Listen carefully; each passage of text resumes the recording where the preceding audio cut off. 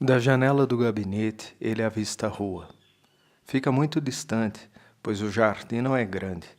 É um pequeno relvado com meia dúzia de áceres pouco desenvolvidos. A casa, bangalô parto, modesto e sem pintura, é também pequena e inteiramente oculta por uma espessa cortina de mirto, lilás e alteia, exceto numa pequena abertura através da qual, pela janela do gabinete, o pastor protestante olha para a rua. Tão oculta é a casa que a luz do lampião da esquina mal a atinge. Da janela avista também o letreiro que chama de seu monumento. Está colocado a pequena altura, no ângulo do cercado, de frente para a rua.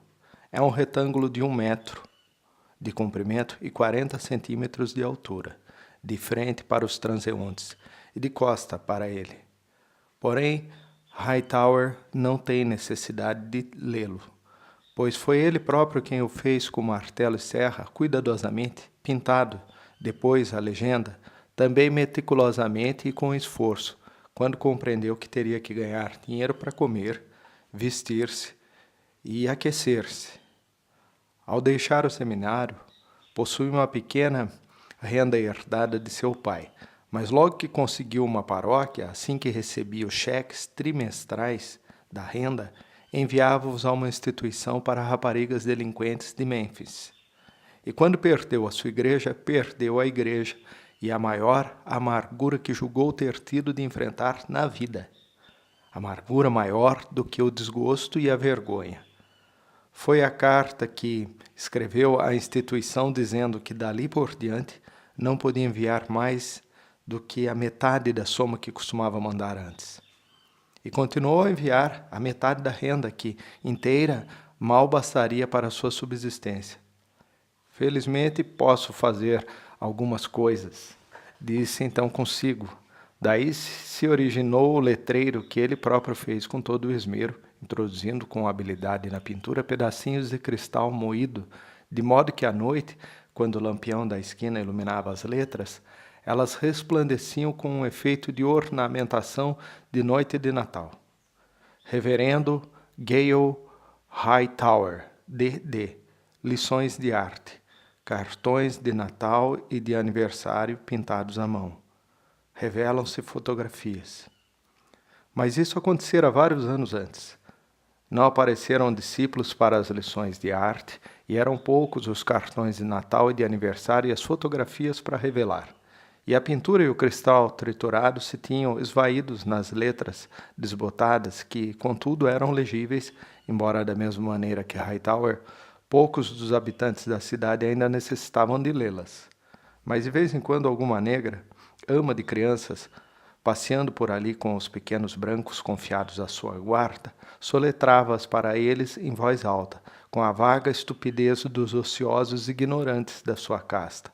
Ou um forasteiro, passando por acaso ao longo da pequena rua, pouco frequentada, longínqua e sem calçamento. Detinha-se para ler o cartaz, erguia os olhos para a casinha escura, quase oculta, e seguia o seu caminho.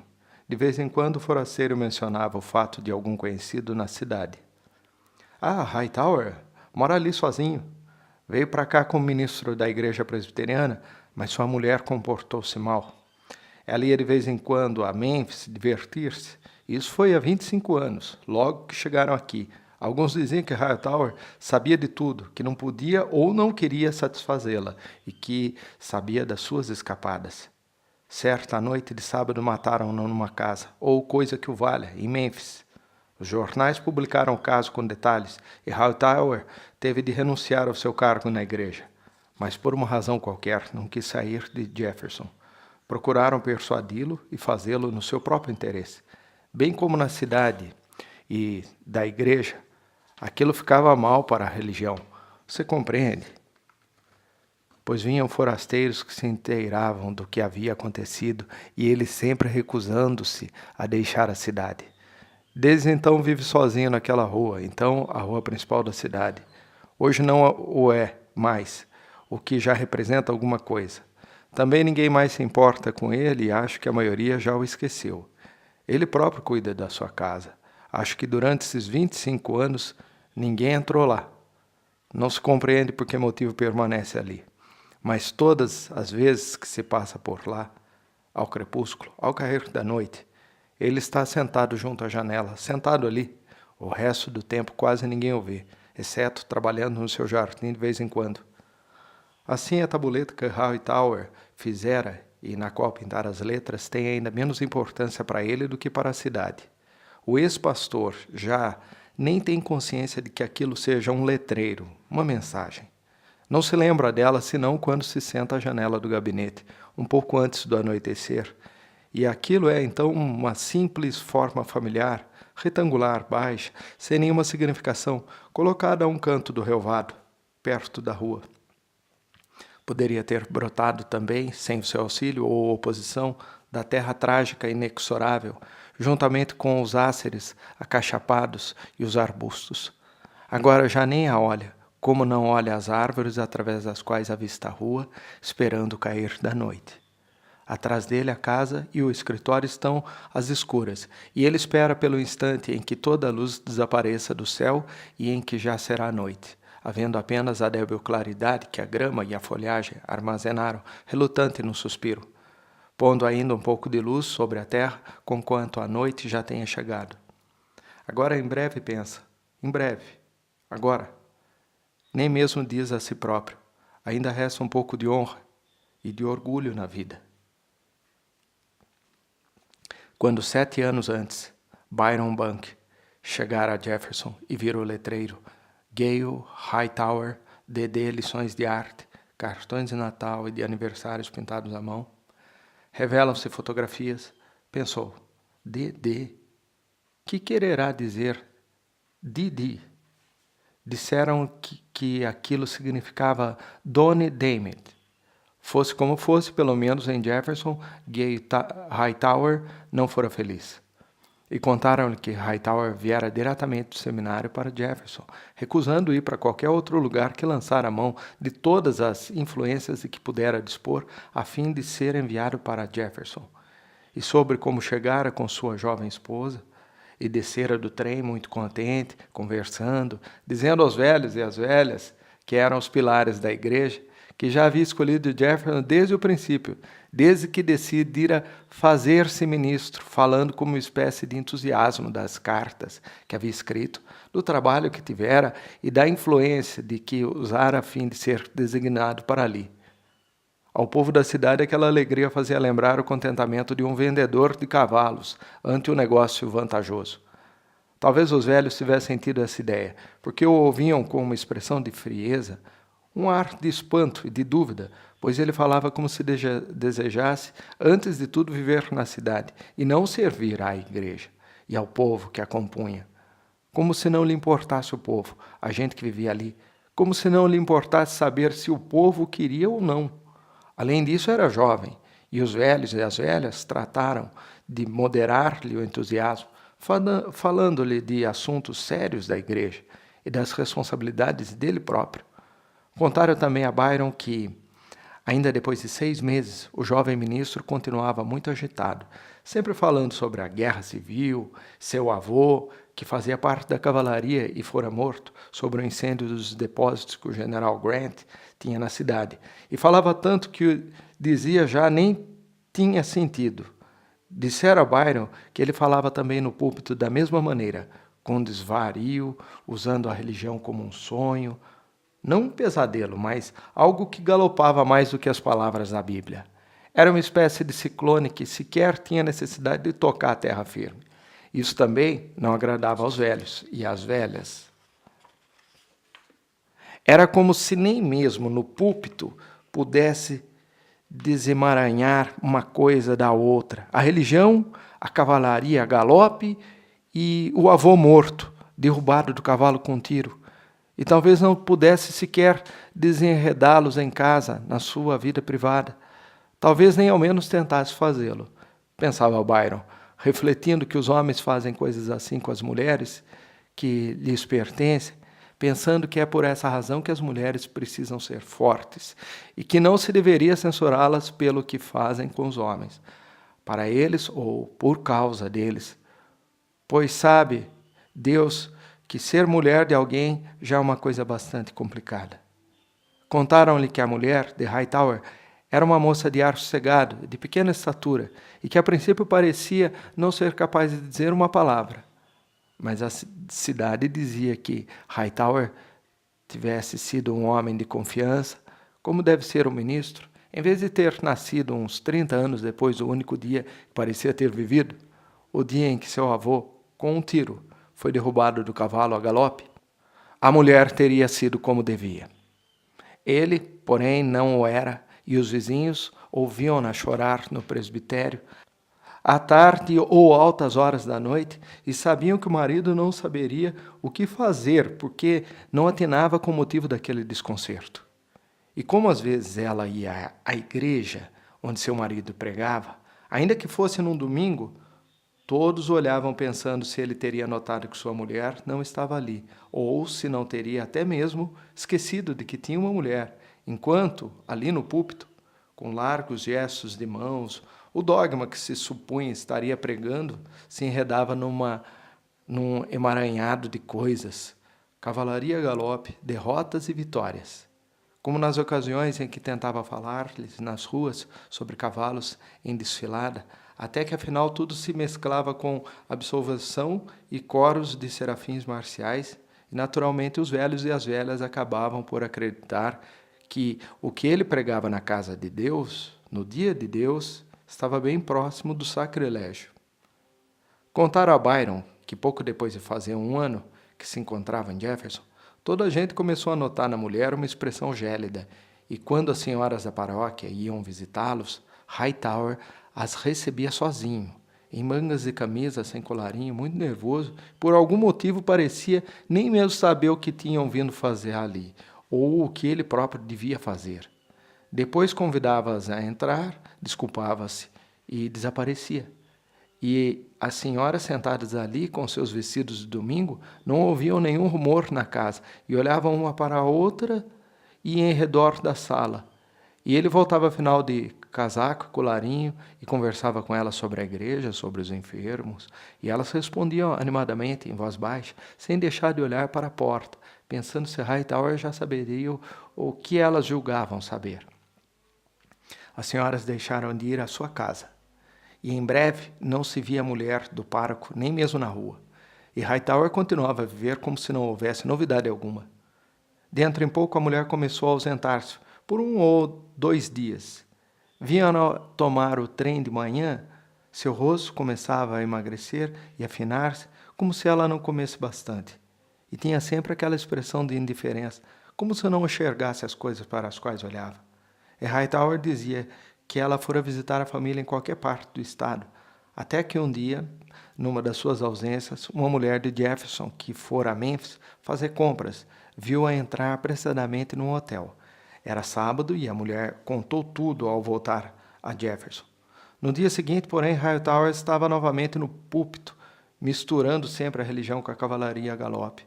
A mulher voltou na segunda-feira, no domingo foi sozinha num dos últimos bancos. Daí por diante, durante algum tempo, vinha à igreja todos os domingos. Depois ausentou-se novamente, no meio da semana dessa vez. Era em julho e estava quente. E Hightower disse ainda que ela fora visitar a família no campo para fugir ao calor. Os velhos e as velhas que o observavam não sabiam se deviam ou não acreditar no que ele dizia, e os jovens falavam mal dele pelas costas.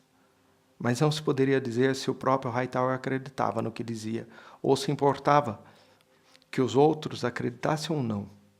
A religião e o avô derrubado do cavalo com um tiro se confundiam, como se a semente que o avô transmitira ao neto tivesse estado também no cavalo naquela noite e tivesse morrido, e o tempo tivesse parado ali mesmo para a semente e nada tivesse acontecido desde então, nem mesmo ele próprio. A mulher voltou antes do domingo. Fazia calor. Os velhos diziam que jamais houvera na cidade uma tão forte onda de calor. Ela foi ao templo, sentou-se num banco atrás, sozinha. No meio do sermão, saltou subitamente do banco e pôs-se a gritar. Gritava qualquer coisa, e em direção ao púlpito, sacudindo as mãos para o púlpito, onde o marido cessara de falar, curvando-se para a frente com as mãos levantadas, ainda em atitude oratória. Algumas pessoas que se encontravam perto tentaram detê-la, mas ela resistia. E contaram a Byron que ela permanecera ali, na nave da igreja, gritando e torcendo as mãos em direção ao púlpito onde o marido se inclinava, e ainda de mãos erguidas, o rosto desvairado, petrificado na forma da frase, trovejante e alegórica que não conseguira terminar. Não sabia se a mulher sacudia as mãos para ele ou para Deus. Finalmente, o ministro desceu e aproximou-se dela, que já não se debatia, e conduziu-a para fora. Enquanto as cabeças se voltavam à sua passagem, até que o sacristão fez sinal ao organista para que tocasse. Naquela tarde, os catequistas e outras pessoas de responsabilidade efetuaram uma reunião a portas fechadas. O povo não soube o que lá se passou. Soube-se apenas que Hightower voltara, entrara na sacristia, fechara também a porta. Mas o povo não sabia o que acontecera. Sabia-se apenas que os fiéis haviam feito uma subscrição a fim de enviar a mulher do ministro para um sanatório, que Hightower a levara para lá. Voltara e pregara no domingo seguinte, como de costume. As mulheres, as vizinhas, que havia vários meses não entravam no presbitério, mostraram-se muito bondosas, levando-lhe de vez em quando bons bocados e fazendo entre si e com seus maridos comentários sobre a desordem em que andava a casa, dizendo que o homem parecia comer como um glutão, bastando ter fome para comer o que quer que encontrasse. De 15 em 15 dias ia visitar a mulher, no sanatório, mas sempre voltava 1 ou 2 dias depois e no domingo encontrava-se novamente no púlpito, e era como se nada tivesse acontecido. O povo perguntava por que ela curiosamente e com amabilidade informavam-se da sua saúde e ele agradecia. Mas no domingo lá estava novamente, com as mãos a gesticular, braviamente, e a sua voz desvairada, trondeando sobre Deus, a salvação, os cavalos a galopar e o avô morto, enquanto cá embaixo os zeladores sentados e a congregação ficavam surpreendidos, escandalizados. A mulher de Hightower regressou no outono. Tinha aspecto melhor. Engordara um pouco. Não se lhe notava outra mudança. Parecia bem. Pelo menos parecia estar acordada. Em todo caso, agora era como as senhoras sempre haviam desejado que fosse a mulher do seu ministro. Frequentava com regularidade a igreja e os ofícios, recebia visitas, visitava as senhoras e até mesmo em sua própria casa permanecia sentada, humildemente e em silêncio, enquanto as senhoras lhe explicavam a maneira de dirigir a casa, de vestir-se e de alimentar o marido. Dir-se-ia até que a haviam perdoado. Não se falara mais em nenhum crime ou transgressão e não haviam sujeirado nenhum castigo. Porém, a cidade não acreditava que as senhoras tivessem esquecido aquelas misteriosas excursões a Mênfis, e com um objetivo, acerca do qual todas eram unânimes em concordar, ainda que nenhuma o expressasse em voz alta, porque o povo tinha certeza de que as mulheres boas não esquecem facilmente as coisas, nem as boas nem as más, com receio de que o gosto e o sabor do perdão desapareça do paladar da consciência. A cidade acreditava que as senhoras sabiam a verdade, porque achava que o mal pode enganar as mulheres más, as quais têm que empregar parte do tempo e não inspirar suspeitas. Mas não pode enganar as boas, porque justamente pelo fato de o serem, não necessitam de preocupar-se com a sua bondade, nem com a dos outros, razão pela qual não lhes resta muito tempo para farejar o pecado. E é esse o motivo pelo qual a cidade acreditava que o bem quase sempre pode enganar a mulher virtuosa, fazendo-a crer que é o mal, porém o próprio mal não a pode enganar jamais. E por isso, quando, 4 ou 5 meses depois, a mulher de Hightower se ausentou para fazer uma de suas antigas visitas, e o marido disse outra vez que ela fora ver a família, o povo se convenceu de que nem ele próprio se deixava enganar. Seja como for, a mulher voltou. E Hightower continuou pregando todos os domingos, como se nada tivesse acontecido, visitando a gente, os enfermos, falando de assuntos da igreja, mas a mulher não frequentou mais os ofícios, e as senhoras, de repente, deixaram de visitá-la e de pôr os pés no presbitério. Nem os vizinhos da frente a viram mais em casa.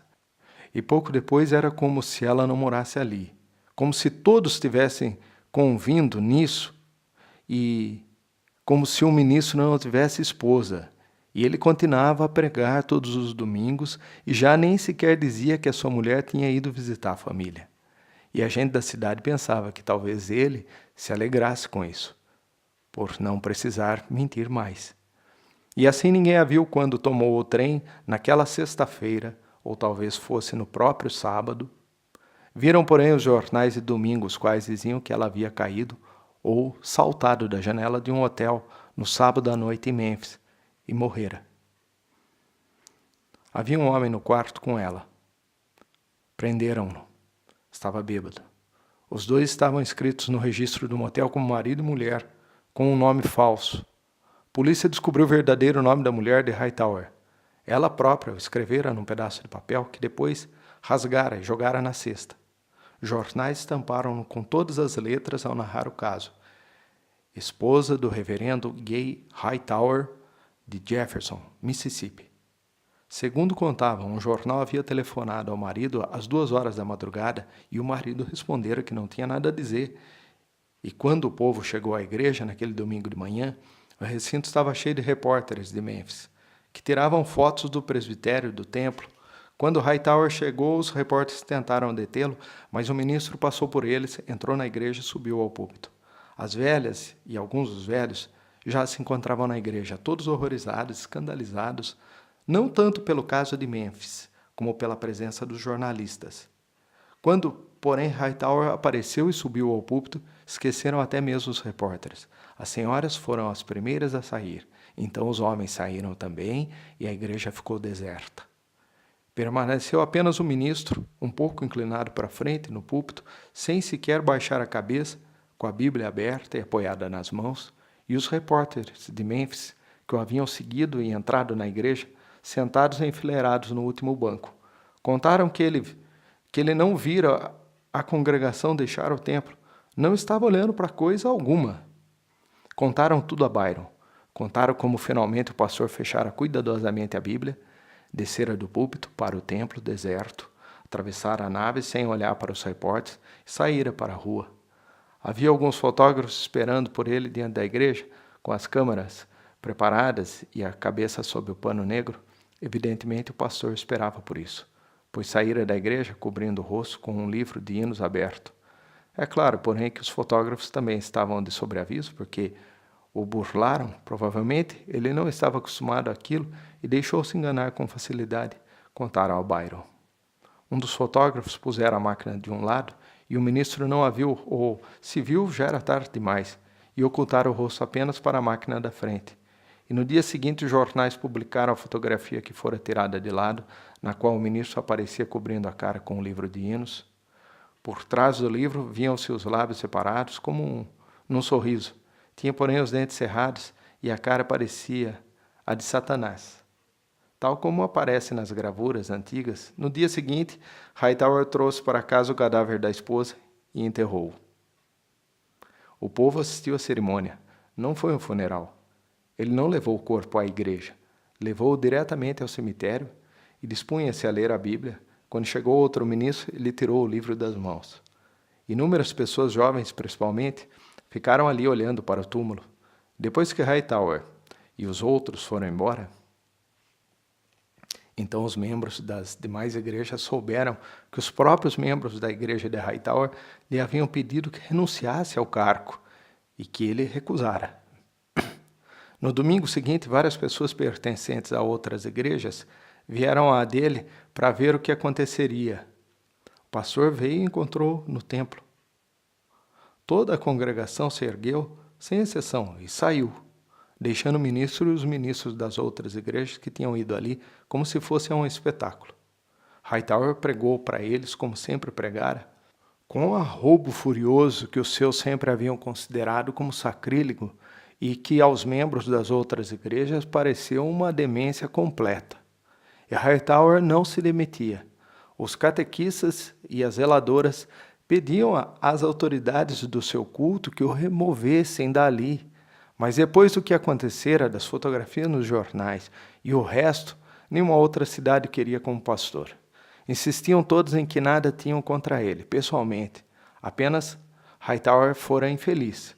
E as outras pessoas que tinham ido ao templo por mera curiosidade durante algum tempo deixaram também de comparecer. Hightower já não era nem mesmo um espetáculo, era um ultraje. Chegava sempre à igreja no domingo de manhã, na hora habitual, e subia ao púlpito. A congregação se erguia e ia embora. Então os desocupados começaram a reunir-se na rua para ouvi-lo pregar e orar na igreja vazia. Depois disso, certo domingo, encontrou a porta fechada e os desocupados viram-no tentar abrir a porta. Desistir depois e ficar ali sempre, sem baixar o rosto. Na rua, uma fila de gente que nunca ia à igreja, alguns meninos que não sabiam exatamente de que se tratava, mas compreendiam que se passava alguma coisa. Paravam e ficavam ali, arregalando grandes olhos espantados, vendo o homem de pé imóvel diante de uma porta fechada. E o povo soube no dia seguinte que Hightower se apresentara aos catequistas e pedira a sua demissão para o bem da igreja. Então a cidade, como acontece quando alguém se arrepende de ter obrigado o trem a fazer o que não queria, lamentou ter se alegrado. Pensaram que o mais natural seria que ele fosse embora, e a igreja fez uma subscrição para que ele se estabelecesse em qualquer parte. Hightower negou-se a abandonar a cidade. Contaram a Byron como se sentiram ultrajados ao saberem que Hightower havia comprado a pequena casa retirada na qual vive agora e onde tem vivido desde então. Os catequistas reuniram-se novamente em conferência porque, diziam eles, tinham-lhe dado dinheiro para que fosse embora. E gastando em outra coisa, Hightower o aceitara de má fé. Foram vê-lo e disseram-lhe isso. O ministro pediu-lhes desculpas, saiu da sala, voltou com a quantia que haviam lhe dado, intacta, até o último centavo, nas mesmas notas que recebera, e pediu-lhes que aceitassem a devolução. Os catequistas recusaram, e como Hightower não dissesse de onde tirar o dinheiro para comprar a casa, no dia seguinte, conforme contaram a Byron, houve quem dissesse que Hightower fizera um seguro de vida para a mulher e em seguida pagara alguém para que assassinasse. Mas todos, inclusive os que o diziam e repetiam, sabiam que isso era falso. E Hightower continuava na cidade. Então um dia viram um pequeno letreiro, feito e pintado por ele, colocar no jardim em frente à casa, e todos se convenceram de que o ex-pastor tinha intenção de ficar. Conservava ainda a cozinheira negra, que sempre o servira. Contaram a Byron, porém, que logo que a mulher morreu, toda a gente pareceu lembrar-se de que a negra era uma mulher e que ficava com ele o dia inteiro em casa, e que nem bem esfriara de todo o cadáver da esposa, na sepultura ignominiosa, já começavam a correr os boatos, e que Hightower fora o culpado da loucura de sua mulher e do suicídio dessa, porque não era um marido normal, homem normal, e que a razão disso era a negra. E isso era o que se murmurava, o que faltava na história. Byron escutava em silêncio, pensando que a gente é a mesma em toda parte, mas via-se que numa cidade pequena, onde é mais difícil praticar o mal, por serem menores as possibilidades de segredo, se pode inventar mais maldades para atribuir aos outros, porque não é preciso mais do que um pensamento, uma simples palavra ociosa, soprada de um espírito para outro. Um dia a cozinheira saiu. Soube-se que um grupo de homens mascarados se apresentara em casa do ministro para ordenar-lhe que a despedisse.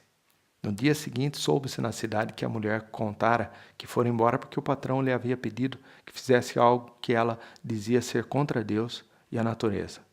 Contara que alguns mascarados lhe haviam feito medo, a fim de que deixasse a casa, pois a cozinheira era um tanto petulante, e sabia-se que na cidade havia 2 ou 3 homens que se opunham a que ela fizesse o que quer que considerasse contra Deus e a natureza, porque, conforme diziam alguns jovens, uma ação que uma negra considera ser contra Deus e a natureza deve de fato ser algo que não presta.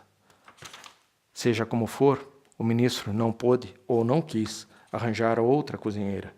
É possível que os homens tivessem assustado todas as outras negras da cidade na mesma noite. E Hightower começou então a fazer ele próprio a sua comida. Finalmente se soube que havia tomado um cozinheiro negro, e isso liquidou definitivamente, porque na mesma noite alguns homens, mesmo sem máscaras, tiraram o negro da casa e o açoitaram.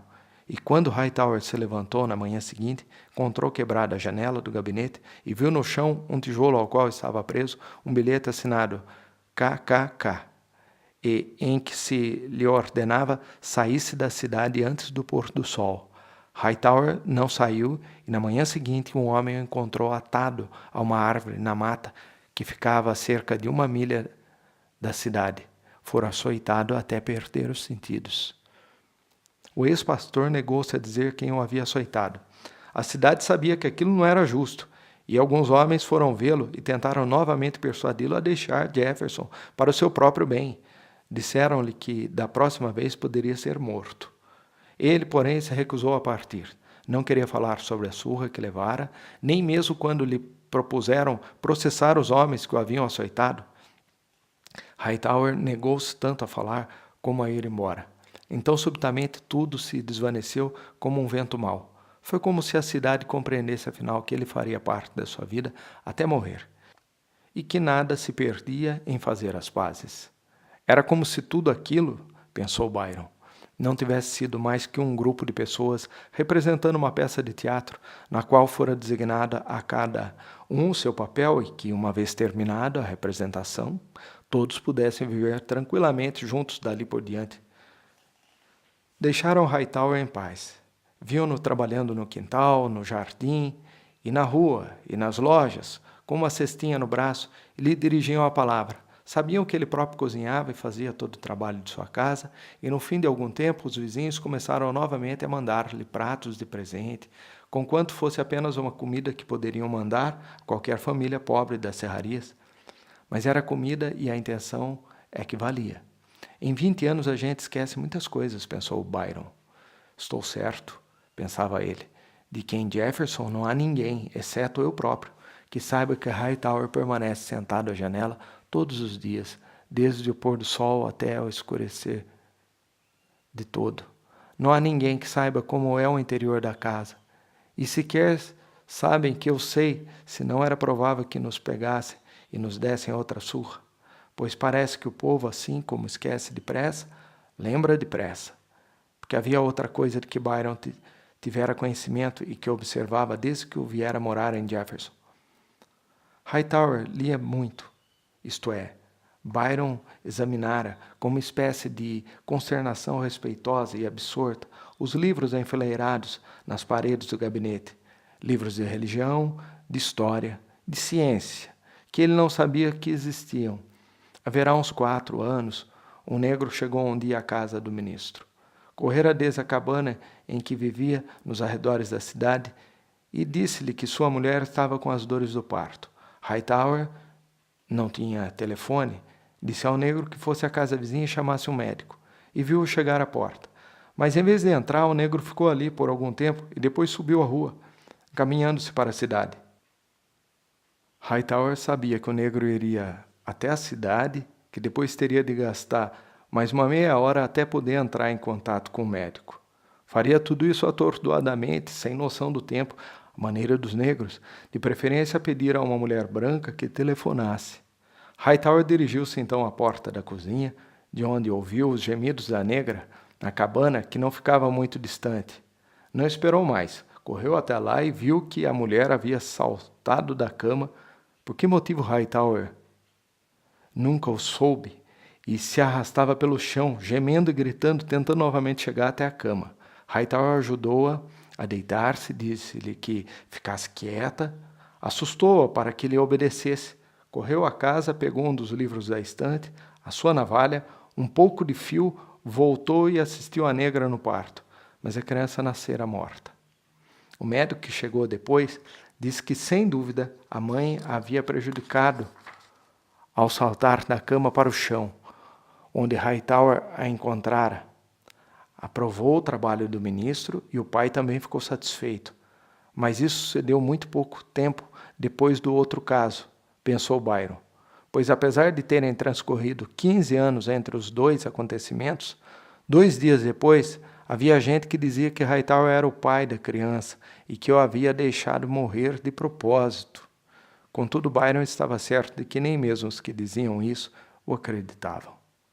Ele pensava que a gente da cidade se acostumara a dizer acerca do decaído ministro, coisas nas quais muitos não acreditavam nem o tempo suficiente para julgá-las verdadeiras. O que se transforma em hábito, pensava Byron, encontra sempre jeito de ficar muito longe da verdade, da realidade. E lembrava-se de uma ocasião em que conversava com Hightower e esse lhe dissera: é boa gente que precisa crer no que deve crer, principalmente porque fui eu, durante algum tempo, o diretor e o servidor das suas crenças. Portanto, não devo ofender essas crenças, nem também é para Byron Bunke dizer que eles não têm razão. Porque, afinal de contas, o mais que um homem pode esperar é que o deixem viver em paz, entre os outros. Foi isso logo depois que contaram a história a Byron, pouco depois que começaram as suas visitas noturnas ao gabinete do ministro, e ele ainda estranhava que Hightower permanecesse em Jefferson, quase ao alcance e à vista da igreja que o havia renegado e que o expulsara. E uma noite Byron lhe fez a pergunta: por que motivo passa as tardes de sábado trabalhando na serraria, enquanto os outros homens se divertem na cidade?